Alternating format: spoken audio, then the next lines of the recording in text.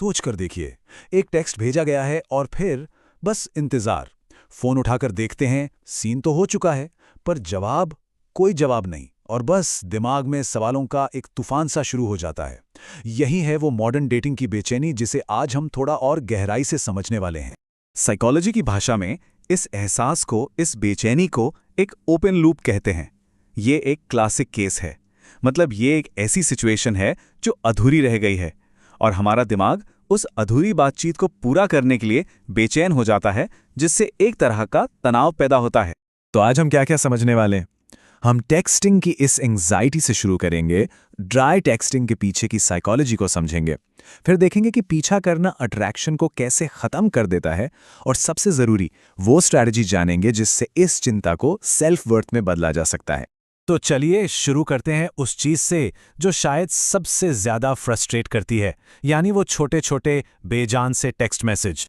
तो ये dry texting आखिर है क्या?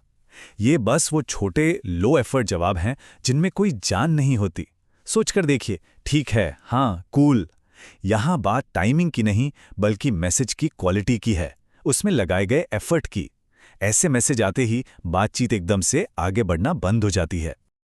पर सवाल ये है कि लोग ऐसा करते क्यों हैं? इसके पीछे ना कई साइकोलॉजिकल कारण हो सकते हैं। सबसे सीधा कारण, उन्हें सच में कोई इंटरेस्ट नहीं है, या हो सकता है कि वो टेक्स्टिंग में बस अच्छे ना हों। कुछ लोग इमोशनली दूरी बनाने के लिए भी ऐसा करते हैं, या शायद वो परख रहे हों।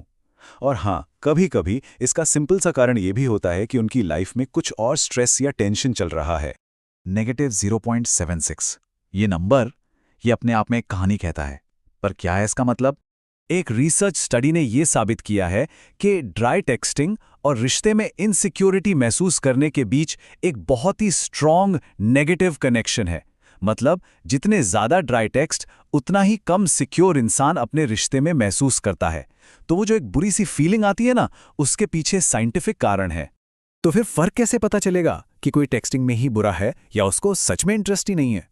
देखिए, इसका जवाब उनके ओवरऑल बिहेवियर में मिलता है। अगर कोई टेक्स्ट पर ड्राई है, लेकिन जब मिलते हैं तो पूरी तरह से इंगेज रहते हैं, प्लान्स बनाते हैं, तो शायद वो बस टेक्स्टिंग में अच्छे नहीं हैं। लेकिन अगर उनका ये ठंडा बिहेवियर टेक्स्ट पर भी है और आमने सामने भी, तो ये साफ इशारा है कि इंटरेस्ट नहीं है। चलिए अब उस सबसे बड़ी गलतफहमी को तोड़ते हैं कि ज्यादा कोशिश करो तो बात बन जाएगी। सच्चाई इसकी बिल्कुल उलट है। रिलेशनशिप साइकोलॉजिस्ट सादिया खान कहती हैं कि पीछा करना अट्रैक्शन को मार देता है। इस बात को ध्यान से सुनिए। अक्सर लोग किसी को इसलिए नहीं खोते कि उन्होंने कोशिश नहीं की, बल्कि इसलिए खोते हैं क्योंकि उन्होंने जरूरत से ज्यादा कोशिश कर दी। अट्रैक्शन सिर्फ एफर्ट का खेल नहीं है, ये एक साइकोलॉजिकल प्रिंसिपल पर चलता है जिसे कहते हैं परसीव्ड वैल्यू, यानी अनुमानित मूल्य।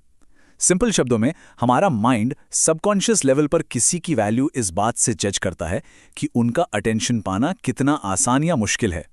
तो जब कोई बहुत ज्यादा पीछा करता है ना, तो अनजाने में वो अपनी ही वैल्यू गिरा देता है। सोच के देखिए, हमेशा अवेलेबल रहने से आपके अटेंशन की वैल्यू कम हो जाती है। सारी मिस्ट्री, सारी अनिश्चितता खत्म हो जाती है। रिश्ते में एक इम्बैलेंस बन जाता है, वो एक तरफा सा लगने लगता है, और ये एक सिग्नल देता है कि शायद आपकी लाइफ में अपनी कोई प्रायोरिटीज नहीं है। और ये सब चीजें धीरे धीरे अट्रैक्शन को खत्म कर देती हैं। तो अगर पीछा करना काम नहीं करता, तो फिर काम क्या करता है? जवाब एक बहुत ही पावरफुल साइकोलॉजिकल प्रिंसिपल में छिपा है। इसके लिए लिमिटेड एडिशन स्नीकर्स का एग्जाम्पल सोचिए। उनकी इतनी डिमांड क्यों होती है? क्योंकि वो कम है, लिमिटेड है। बिल्कुल यही स्कैर्सिटी प्रिंसिपल, यानी कमी का सिद्धांत, डेटिंग में अटेंशन पर भी लागू होता है। अपने अटेंशन को ना एक करेंसी की तरह समझिए। जब ये करेंसी आसानी से हर जगह मिल जाती है तो इसकी वैल्यू गिर जाती है। लेकिन जब यही करेंसी यानी यही अटेंशन रेयर हो जाता है, कम मिलता है, तो इसकी वैल्यू ऑटोमेटिकली बढ़ जाती है। तो फिर उस मोमेंट में क्या करना चाहिए? जब सामने से जवाब आना बंद हो जाए, यहां पर एक बहुत ही सरप्राइजिंग लेकिन उतनी ही पावरफुल स्ट्रैटेजी काम आती है। जब वो चुप हो जाएं, तो आपका सबसे बड़ा मूव बहुत सिंपल है, कुछ मत करो। जी हां, बिल्कुल कुछ नहीं। हमेशा याद रखिए, जवाब न देना भी एक जवाब है। उनकी खामोशी में ही सारी क्लैरिटी छिपी है। वो चुप्पी ही आपको सब कुछ बता रही है जिसकी आपको जरूरत है। और कुछ ना करने का मतलब कमजोरी नहीं है, बल्कि ये एक एक्टिव स्ट्रैटेजी है। आप सामने वाले को स्पेस दे रहे हैं उनका असली इंटरेस्ट दिखाने के लिए। आप अपने कॉन्फिडेंस को बचा रहे हैं और उनकी खामोशी से क्लैरिटी हासिल कर रहे हैं। सोचने का ढंग बदलना है बस। तो आखिर में बात घूम फिर कर उनके एक्शन से हटकर अपनी माइंडसेट और अपनी सेल्फ वर्थ पर आ जाती है। यही है आखिरी बदलाव। जब कोई शांत रहता है, पीछा नहीं करता, तो वो इमोशनल सेल्फ कंट्रोल दिखाता है। और ये स्टेबिलिटी, स्ट्रेंथ और अंदर की ताकत का साइन है जो नेचुरली बहुत अट्रैक्टिव होता है। ये दिखाता है कि आपकी खुशी किसी के एक टेक्स्ट के जवाब पर डिपेंडेंट नहीं है। तो आखिर में ये सवाल खुद से पूछना जरूरी है, असली गोल क्या है? उनका अटेंशन जीतना या अपने अटेंशन, अपने टाइम और अपनी सेल्फ रिस्पेक्ट को वैल्यू देना? जिस पल आप दूसरा ऑप्शन चुनते हैं, उसी पल सब कुछ बदल जाता है।